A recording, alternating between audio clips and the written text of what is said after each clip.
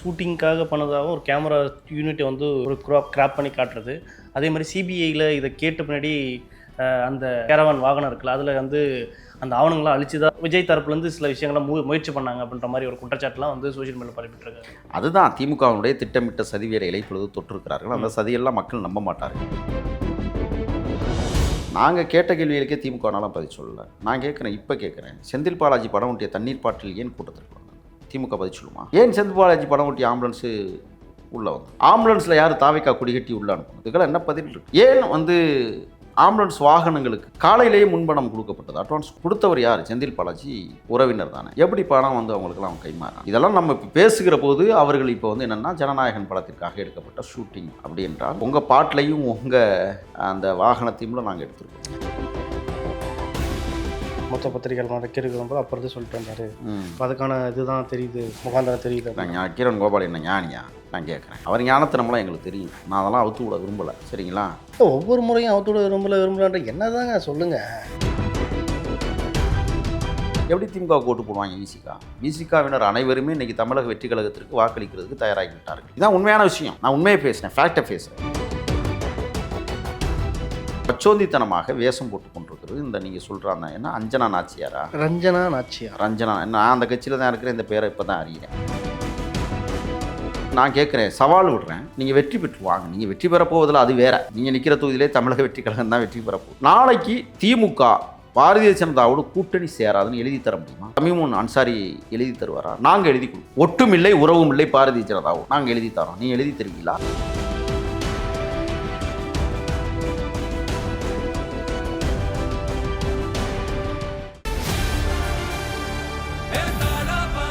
மக்களுக்கு நல்லது பண்றதுக்கு அரசியலுக்கு வாங்கடா, கொலை அடிக்கிறது கொலை பண்றதுக்கு கூட அரசியலுக்கு. கலர் கண்ணாடி வாய்ஸ் நேயர்களுக்கு வணக்கம். இது நம்மோடு இருப்பவர் தாவைக்கான செய்தி தொடர்பாளர் முகில் அவர்கள். வணக்கம் ஐயா. வணக்கம். நலமா? நலமாக இருக்கேன். சிபிஐ பற்றி இன்றைக்கி ஒரு திமுக சைட்லேருந்து ஒரு செய்திகள் வந்து பரவிட்டே இருக்குது. இது கரூர் விவகாரத்தில் ஒரு ஷூட்டிங் தான் பண்ணதுக்கு தான் இத்தனை பேர் இறந்துருக்காங்க, 41 பேர் இறந்துருக்காங்க அப்படின்னு சொல்லிட்டு திமுக வட்டாரங்களில் அவ்வளோதான் இது கிடச்சிச்சு, ப்ரூஃப் கிடச்சிருச்சு அப்படின்ற மாதிரியும் செய்திகள் பரவிட்டுருக்கு. அதே சமயம் ஒரு மாஸ் மீடியா, ஒரு பத்திரிக்கை, ஒரு மிகப்பெரிய சேனல் வந்து கூட அந்த சேனலும் அதை பதிவிட்டிருக்காங்க. அதை கண்டித்து லயோலமணியும் ஒரு பதிவு போட்டிருந்தார். இது நிஜம்தானா? என்ன எந்த மாதிரியான தகவல் பரவிட்டு எப்படி பார்க்குறீங்க? இன்றைக்கு இருக்கிற அறிவியல் தொழில்நுட்பத்தில் 41 பேர் அல்ல, 4001 பேரை வந்து இறப்பதற்கான சூழலை கூட உருவாக்குகிற அளவிற்கு அறிவியல் முன்னேற்றம். அது ஒரு கூட்டத்தை கூட்டிகிட்டு வந்து தான் கொல்லணும் அப்படிங்கிறது தாவேக்காவிற்கு அவசியம் இல்லை. கொன்றவர்களே இன்றைக்கி என்ன செய்கிறாங்கன்னா, கொலைகார பாதகர்கள் வந்து கொலைப்பழியை எங்கள் மீது சுமத்துகிறார்கள். அதெல்லாம் மக்கள்கிட்ட எடுபடாது. இப்போ அவங்களுக்கு வேறு ஆயுதம் இல்லை எடுப்பதற்கு. ஆனால் தோல்வியின் முகத்தில் துவண்டு கிடக்கிற இயக்கமாக திருட்டு முன்னேற்றக் கழகம் தமிழ்நாட்டில் இப்பொழுது வந்து ஊமையாகி போய் கிடக்கிறார்கள். ஊமையாகி கிட்டத்தட்ட ஒரு வாரம் ஆக போகுது. அதனால் ஏதாவது கிளப்பி விடணும், ஏதாவது யோசிக்கணும், வேறு வழி இல்லை. எல்லாத்தையும் சீண்டியாச்சு. சீண்டுவதற்கு ஒன்றுமில்லை என்ற முடிவுக்கு பிறகு தான் இவர்கள் இப்போ 41 பேர் வந்து ஜனநாயகன் சொல்லி, ஏன்னா ஜனநாயகன் வந்து இப்போ 2ஆம் கட்டமாக வந்து அதை வந்து பிரேத பரிசோதனை செய்து, ஆமாம், அதை வந்து ஓரளவுக்கு கொண்டு வந்திருக்கிறாங்க. அது இப்போ இன்னமே அது வந்துருச்சுன்னா படம் வந்து வெளியாயிரும். அந்த பயத்தில் தான். ஏன்னா அதில் வசனங்கள் ஒன்று வந்திருக்கு, பார்த்தீங்களா? ஏழை பாலை எல்லாட்டையும் இருந்து கொள்ளையடிக்கிறதே கொள்கையாக வச்சுருக்கிறீங்களடா அப்படிங்கிற மாதிரி ஒரு வசனத்தை அதில் பேசி, அதுதான் வந்து இன்றைக்கி மாசாக போயிட்டுருக்கிற நேரத்தில் இவங்க இப்போ புதுசாக இல்லை ஜனநாயகன் படத்திற்கு வந்து கரூர் கூட்டாங்க. ஏன் கரூரில் நடத்தணும்? திருச்சியில் நடத்திருக்கலாமே. 41 பேரை கொல்லணும்னு நினச்சிருந்தா கரூரில் தான் போய் கொல்லணுமா என்ன? படப்பிடிப்பு நடத்தணுமா என்ன? ஏன் திண்டுக்கலுக்கு படப்பிடிப்புக்கு போயிருக்கும்போது மதுரையிலே வச்சு கொண்டிருக்கலாமே? இல்லை, ஷூட்டிங்காக பண்ணதாகவும் ஒரு கேமரா யூனிட்டை வந்து ஒரு கிராப் பண்ணி காட்டுறது. அதே மாதிரி சிபிஐயில் இதை கேட்ட பின்னாடி அந்த இது இருக்குல்ல, கேரவான் வாகனம் இருக்குல்ல, அதில் வந்து அந்த ஆவணங்கள்லாம் அழிச்சு தான் விஜய் தரப்புலேருந்து விஜய் தரப்புலேருந்து சில விஷயங்கள்லாம் முயற்சி பண்ணாங்க அப்படின்ற மாதிரி ஒரு குற்றச்சாட்டுலாம் வந்து சோஷியல் மீடியாவில் பரப்பிட்டுருக்காங்க. அதுதான் திமுகவினுடைய திட்டமிட்ட சதி வேலைகளை இப்பொழுது தொட்டிருக்கிறார்கள். அந்த சதியெல்லாம் மக்கள் நம்ப மாட்டார்கள். கொலைகார பாதகர்களே அவர்கள் தான். அதனால் வந்து இந்த விஷயங்களில் வந்து மேலும் மேலும், ஏன்னா எங்கள் வீட்டில் தான் இலவு விழுந்தது, திமுக வீட்டில் இலவு விழுகலை. நாங்கள் தான் கண்ணீர் ததும்ப காத்திருந்தோம். கிட்டத்தட்ட ஒரு 40 நாட்கள் அமைதியாகி போன தருணம். நாங்கள் கேட்ட கேள்விகளுக்கே திமுகனாலும் பதில் சொல்லலை. நான் கேட்குறேன், இப்போ கேட்குறேன், செந்தில் பாலாஜி படம் ஒட்டிய தண்ணீர் பாட்டில் ஏன் கூட்டத்திற்கு வந்தது? திமுக பதில் சொல்லுமா? சரி, ஏன் செந்தில் பாலாஜி படம் ஒட்டிய ஆம்புலன்ஸு உள்ளே வந்தது? ஆம்புலன்ஸில் யார் தாவைக்கா குடிகட்டி உள்ளே அனுப்புனது? இதுக்கெல்லாம் என்ன பதில் இருக்கு? ஏன் ஆம்புலன்ஸ் வாகனங்களுக்கு காலையிலேயே முன்பணம் கொடுக்கப்பட்டது, அட்வான்ஸ் கொடுக்கப்பட்டது? கொடுத்தவர் யார்? செந்தில் பாலாஜி உறவினர் தானே. எப்படி பணம் அவங்களுக்கெல்லாம் கைமாறாச்சு? இதெல்லாம் நம்ம இப்போ பேசுகிற போது அவர்கள் இப்போ என்னென்னா ஜனநாயகன் படத்திற்காக எடுக்கப்பட்ட ஷூட்டிங் அப்படி என்றால் உங்கள் பாட்டிலையும் உங்கள் அந்த வாகனத்தையும் நாங்கள் எடுத்துருக்கோம். நக்கீரன் கோபால் சொன்னது உண்மையாயிடுச்சு. மொத்த பத்திரிகைகள் நக்கீரன் கோபால் அப்புறம் சொல்லிட்டு வந்தார். அதுக்கான இதுதான் தெரியுது, முகாந்திரம் தெரியுது. நக்கீரன் கோபால் என்ன ஞானியா? நான் கேட்குறேன். அவர் ஞானத்தை நம்மளாம் எங்களுக்கு தெரியும். நான் அதெல்லாம் அவுத்து விட விரும்பலை. சரிங்களா? ஒவ்வொரு முறையும் அவுத்து விட விரும்பலான்ற என்னதாங்க சொல்லுங்கள். இல்லை, என்னென்னா ராஜ்குமாரை அழைத்து காடுகளுக்குள் வைத்திருக்கிற போது நக்கீரன் கோபாலுடைய பங்களிப்பு என்ன அப்படிங்கிறத நானே சொன்னால் அது நல்லா இருக்காது. அடுத்த காணொலியில் வேணால் சொல்லுங்கள். அங்கே என்ன நடந்துச்சுங்கிறத என்னுடைய நண்பர்களே கூட்டியாந்து உட்கார வச்சு சொல்ல வைக்கிறேன். அவங்க அவுத்து விடுவாங்க மூட்டையை. நான் சொன்னால் பொய்ன்றுவோம். ஏன்னா அடித்தவர்களே இருக்கிறார்கள். நக்கீரன் கோபாலை பலார்னு ஓங்கி அற விட்டவன்லாம் தம்பி நான் இன்றைக்கி இருக்கான். எதுக்காக அடித்தாங்க, என்னத்துக்கு அடித்தாங்கங்கிறதெல்லாம் ஒரு பெரிய நீண்ட நெடிய கதை இருக்குது. அதெல்லாம் வேண்டாம், இப்போ அதுக்குள்ளே நான் போக விரும்பலை. ஏன்னா நம்ம ஒரு அரசியலை நோக்கி பயணித்து கொண்டோம்.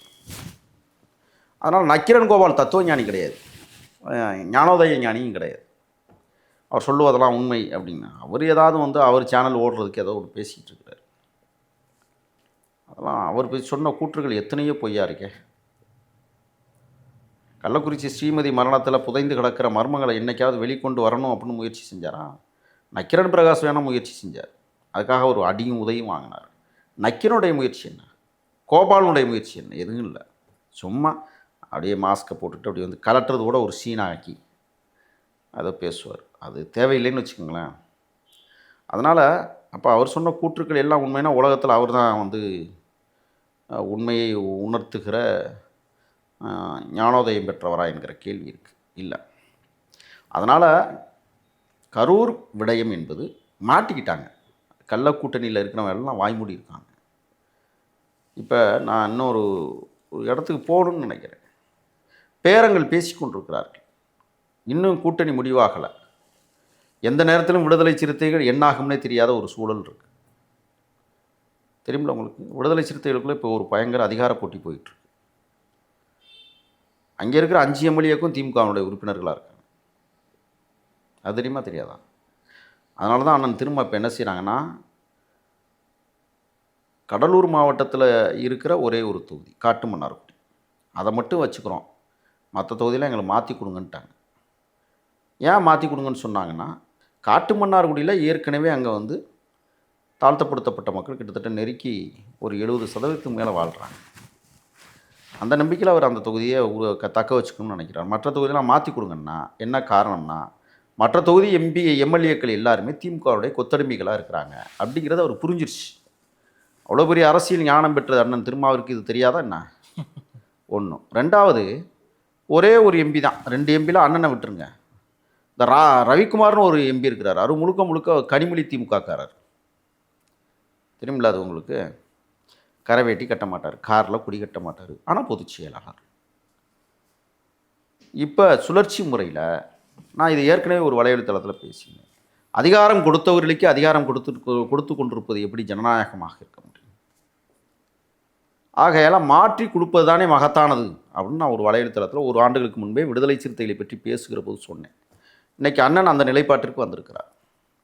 புதியவர்களுக்கு வாய்ப்பு கொடுக்க வேண்டும் என்று சொல்கிறார். நான் சொல்கிறேன், விடுதலை சிறுத்தைகளில் மிக அபரிமிதமான சிந்தனையாளர்கள்லாம் இருக்காங்க, ஆனால் முகமே வெளியில் தெரிய மாட்டாங்க. அதுக்கு காரணம் என்ன தெரியுமா?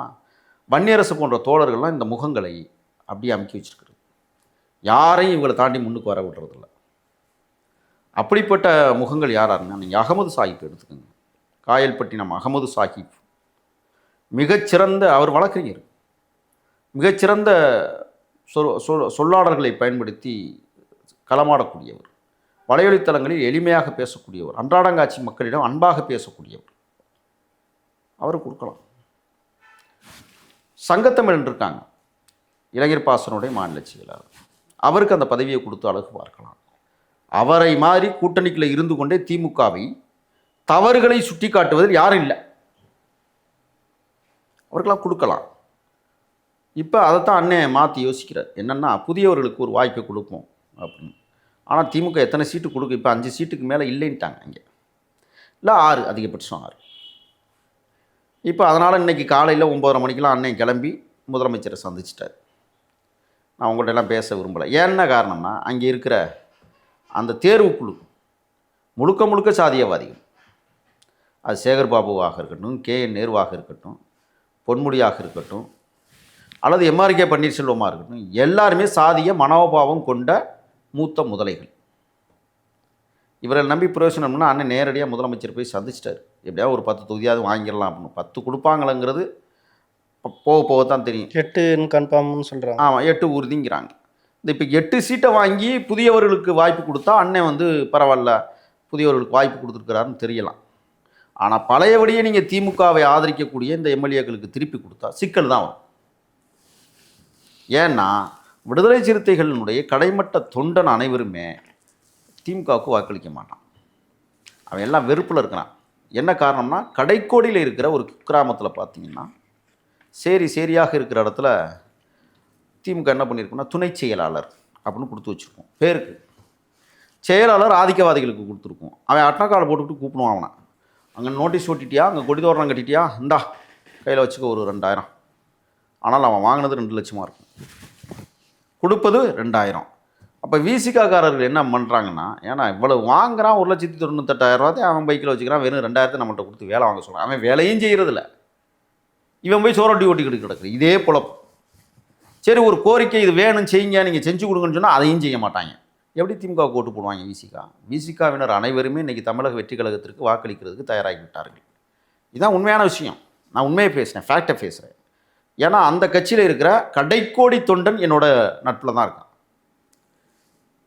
ஆக நாம் இந்த ஒரு அரசியலை புரிந்து கொள்ளாமல் ஒன்றுமே பண்ண முடியாது. அடித்தட்டு மக்களின் அன்றாட அரசியல் வாழ்வை அலசி ஆராயப்பட வேண்டிய இடத்துல இன்றைக்கு விசிகா. நீங்கள் ஆரம்பத்தில் சொன்ன நரேட்டிவிலிருந்து திமுகவும் அதுக்கு விசிகா அதுக்கு அதிருப்தியிலிருந்து மாறப்போகிறதாகவும் கண்டிப்பாக நீங்கள் சரி ஓகே. இப்படி ஒரு பக்கம் இருக்கையில் ரஞ்சனா நாச்சியான்றவங்க பார்த்தீங்கன்னா இப்போ கட்சியை விட்டு வெளியே வந்திருக்காங்க, திமுகவில் போய் சேர்ந்துருக்காங்க. பாஜகலேருந்து அப்போ தாவேக்கா வந்தால் தாவேக்காலேருந்து இப்போ திமுகவுக்கு போயிருக்காங்க.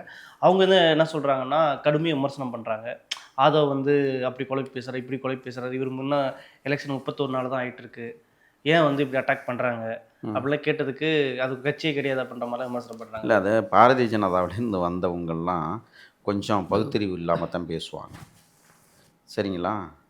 நான் என்ன சொல்கிறேன்னா, இதே ரஞ்சனா நாச்சியார் வந்து பாஜக வந்து தாவேக்காவுக்கு வரும்போது முதல்ல அந்த மாதிரி ஆட்களே அனுமதிக்க. அதுதான் தாவேக்கா வரும்போது திமுக இருக்கிறவங்க என்ன சொன்னாங்கன்னா, பாரு RSSலேருந்து ஒருத்தர் உள்ளே விட்டுட்டாங்க, கலாச்சார பிரிவுலேருந்து அப்படி விமர்சனம் பண்ணாங்க. இப்போது திமுக போனோடனே அவங்க பாதுகாவலர் ஆகிறாங்க. அது எப்படி? அது திமுக கிட்ட தான் நீங்கள் கேட்கணும். உங்கள் பார்வையில் இது எப்படி பார்க்குறீங்க? இது என்னென்னா, இந்த நாடகம் நடிக்கும் போது பார்த்தீங்கன்னா பல வேடங்களில் பப்புன்னு வருவான்ல. முதல்ல பப்புனா வருவான், அடுத்து நம்பியாருக்கு நண்பனாக வருவான், அடுத்து வந்து பார்த்திங்கன்னா நாரதருக்கு இல்லை வள்ளிக்கும் கட்டிய மனைவிக்கும் பூ வந்து உறவாக வருவான். இப்படி ஒவ்வொரு வேஷம் போட்டே வந்துக்கிட்டு இருப்பான். அது என்ன காரணம் சொன்னால் மக்களை தூங்க விடாமல் பண்ணுறதுக்காக இப்படி வேஷம் போட்டு அவனுடைய கலையை மக்கள் புரிஞ்சுக்கட்டும் அப்படிங்கிறதுக்காக பண்ணுவாங்க. அது மாதிரி இன்றைக்கி இவங்க என்ன பண்ணுறாங்கன்னா பச்சோந்தித்தனமாக வேஷம் போட்டு கொண்டிருக்கிறது. இந்த நீங்கள் சொல்கிறாங்க என்ன ரஞ்சனா நாச்சியார் நான் அந்த கட்சியில் தான் இருக்கிறேன், இந்த பேரை இப்போ தான் அறிகிறேன். உண்மையிலேயே என்னை கூட்டு பேசவே இல்லை கட்சியிலேருந்து. என்னத்தை கூட்டு விமர்சனம் வச்சுருக்கேன் அப்படின்னு எனக்கு கட்சியிலேருந்து இல்லை. விமர்சனங்களை நீ எங்கே வைக்கணும்? பொதுவெளியிலையா? பொதுவெளியில் வச்சா போ. இப்போ நாங்களாம் இருக்கிறோம், விமர்சனங்கள் இருக்கும், அலசி ஆராயும். ஓ, இதனால தான் இந்த பிரச்சனை இருக்கோ, இந்த பிரச்சனை இப்படி சரி பண்ணுறாங்களோ, ஓ அப்படி தான் நாங்கள் நினைக்கிறோம். இப்போ நான்லாம் வந்து உண்மையிலேயே மாநில செய்தி தொடர்பாளர். நம்ம யார்ட்டையும் எந்த கருத்தையும் கேட்குறதில்ல. ஏன்னா சரியாக போய்கிட்டு இருக்கு, அதனால் கேட்கல. ஒரு மீட்டிங் நடக்குதுன்னா கூட அவங்களே நம்மகிட்ட கேட்குறாங்க, என்ன உங்களுடைய கருத்து என்ன முகில் சொல்லுங்க அப்படிம்பாங்க. இல்லை, ஒன்றும் இல்லை. இந்த பக்குவம் தமிழக வெற்றி கழகத்தில் இருக்குது. முந்தா நாள் நடைபெற்ற இந்த கூட்டம் ஒன்று போட்டதுக்கு பிறகு தான் உங்கள்கிட்ட வந்து நான் பேசுகிறேன். அந்த கூட்டம் என்ன சொல்லுவோம், அங்கே தலைமை என்ன சொல்லுதோ அதை தான் இந்த கூட்டம் செய்யுது. அப்போ தலைமையினுடைய முடிவுன்னு ஒன்று இருக்குது. அதுதான் அரசியல் கட்சி. இப்போ என்னெல்லாம் நிறைய பேர் கட்சிக்குள்ளே கொண்டு போய் சேர்க்கறதுக்கு முன்னாடி என்ன யோசிச்சானே, இவன் யாருக்கும் கட்டுப்பட மாட்டான், கட்சிக்குள்ளே வந்தால் எப்படி கட்டுப்படுவான்னு நினச்சாங்க. உண்மையிலேயே சொல்கிறேன். யாராவது சொல்ல முடியுமா? இல்லை, எனக்கு வந்து பெரிய ஃப்ரீடம் இருக்குது, பெரிய சுதந்திரம் கொடுத்துருக்காங்க. பேசுங்க. இன்றைக்கி உங்கள்கிட்ட பேசுகிறதுக்கு முன்னாடி அவங்க சொன்ன விஷயம் என்னென்னா, வச்சு செஞ்சுட்டு வாங்கன்னு தான் சொல்கிறாங்க. இந்த ஃப்ரீடம் அந்த அஞ்சனா நாச்சியாருக்கு கொடுக்காம இருந்தா, ரஞ்சனாவா, ஏதோ ஒரு நாச்சியார் சொல்ல, ஏதோ ஒரு நாச்சியார் விடுங்க, தொலைஞ்சு போன நாச்சியார். ஆமாம், என்ன வேல் நாச்சியாரை போல வீரம் மிகுந்தவங்களா? இல்லை கேட்குறேனா? இல்லை தன்னுடைய கணவர் முத்துவோடுகநாதர் இறந்ததற்கு பிறகு இடுப்பில் குழந்தையை தூக்கிக்கிட்டு போய நவாஃபடைகள்கிட்ட தஞ்சம் அடைஞ்சவங்களா? இல்லை, அதெல்லாம் சும்மா ஹைதர் அலி படையிடம் தஞ்சம் அடைந்தவர்கள், அதெல்லாம் கிடையாது. சும்மா இப்போ நான் என்ன கேட்குறேன்னா, பாரதிய ஜனதாவிலேருந்து கொள்கைன்னு சொல்கிறீங்க, அந்த கொள்கையை விட்டு எந்த கொள்கைக்கு வந்தீங்க? தமிழக வெற்றி கழகத்துக்கு வந்தீங்க. இப்போ எந்த கொள்கைக்கு போயிருக்கிறீங்க? அப்போ ஒன்று புரிஞ்சுக்குதுங்க, பாஜகவுடைய கொள்கையும் திமுகவுடைய கொள்கையும் ஒன்று தான் அப்படின்னு தெரிஞ்சு தான் இந்த அம்மா இப்போ அங்கே போயிருக்கு. வாழ்த்துக்கள். அங்கேயாவது போய் சட்டமன்ற உறுப்பினர் பதவி கிடைக்குதான்னு பார்க்குறோம். புரியுதுங்களா? இப்படி ஒரு பக்கம் இருக்குல்ல. இன்னொரு விமர்சனம் என்ன வச்சாங்கன்னா, நேற்று வந்து நடந்த இஃப்தார் கூட்டத்தில் ஒரு தமிமுன் அன்சாரி வந்து திருப்பரங்குன்றத்துக்கு கருத்து சொல்லாதவர் இப்போ இஸ்லாமியர் மக்களை ஓட்டு கவர்றதுக்காக இதை பண்ணுறீங்களா அப்படின்ற மாதிரி விமர்சனம் வச்சிருக்காது. எப்படி பார்க்குறீங்க? தமிமுன் அன்சாரினாரு தெரியாமல் தான் கேட்குறீங்களா? இல்லை, உண்மையிலே தெரியல எனக்கு யாருன்னு. ஒரு இஸ்லாமிய கட்சி வச்சுருக்காருங்களே, உங்களுக்கே தெரியல? தமிழ் மாநில முஸ்லீம் லீக் ஏதோ ஒன்று வச்சு, ஏதோ ஒன்று. அது முதலமைச்சர்கிட்ட கேட்டால் முதலமைச்சருக்கே தெரியாது, அது வேற. திருப்பரங்குன்றத்தில் என்ன சொல்லணும்? சிக்கந்தர் மலை மதுரையே ஒரு பக்கம் கலவரமாக இருந்தது, அப்பா மௌனமாக இருந்தவர் இன்னைக்கு இஸ்லாமியர் ஓட்டு வாங்குறதுக்காக இப்படி பண்ணுறாரா? சரி, நீங்கள் போனீங்க, என்னத்தை சாதிச்சுட்டு வந்தீங்க? அவர் போனார்ல, தமிமுன் அன்சாரி போனாரா இல்லையா? போனார். என்ன சாதிச்சார்? தமிழக வெற்றி கழகத்தில் இருக்கிற இஸ்லாத்துகளை விட தமிமுன் அன்சாரி பக்கம் இருக்கிற இஸ்லாத்துக்கு நிறைய பேரா? ஸோ யோசிங்க நீங்கள். அதெல்லாம் நீங்கள் ஒரு சமூக கட்டமைப்பில், ஒரு மத கட்டமைப்பில் இருக்கிறீங்க.